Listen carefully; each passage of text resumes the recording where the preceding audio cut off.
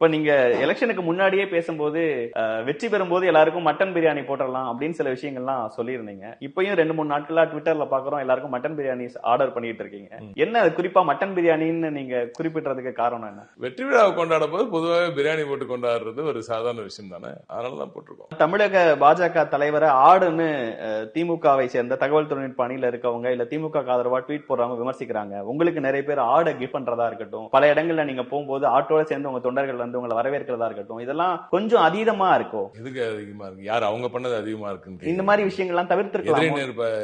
அதீதமா பண்ணிருக்கிறதுனாலதான் இங்க இருக்கிற ரியாக்ஷன் இந்த மாதிரி வருதுன்னு தான் நீங்க நினைக்க மாட்டேன். அதீத ரியாக்ஷன் எப்போ வரும்? எதிரணியில இருக்கவங்க அதீதமா ஏதோ அதிகப்படியான வேலைகள் செய்யும் பொழுது இந்த மாதிரி ரியாக்ஷன்ஸ் வரதானே செய்யும். அவங்களும் அளவா வச்சிருந்தாங்கன்னா இந்த பக்கமும் அளவான ரியாக்ஷன் வரும்.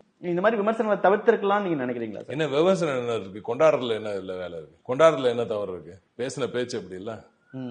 பாஜகவை சேர்ந்த நாராயணன் திருப்பதி அவர்கள் உங்களை எல்லாம் கோட் பண்ணி சில விஷயங்களை மோடி அமித்ஷாவெல்லாம் கோட் பண்ணி டிஆர்பி ராஜா அவர்கள் ஆடோட நின்று போட்டோ எடுக்கிறது அது வந்து இன்னைக்கு எலெக்ஷன் நேரத்துல தொண்டர்களை மிகப்பெரிய உற்சாகப்படுத்துறதும் தொண்டர்களை வந்து ஒரு களமிறங்கும் போது முதல்ல இது தேர்தல் அல்ல போர் என்றுதான் நான் சொல்லுவேன். ஒரு இனத்தை எதிர்த்து ஒட்டுமொத்த தமிழகத்தின் வளர்ச்சியை குலைக்க வேண்டும் என்று ஒட்டுமொத்த இனத்தின் இந்த வளர்ச்சியை கெடுக்க வேண்டும் என்று நினைத்து களமிறங்குவோர் எதிர் நடக்கும் ஒரு தேர்தல் அல்ல, இது வந்து ஒரு போராகத்தான் நான் கருது. நான் ஒண்ணு கேட்கிறேன், நீங்க ஒரே நபரை பத்தி மட்டும் பேசுவது சரியா அல்லது ஒரு ஐடியாலஜி பத்தி பேசுவது?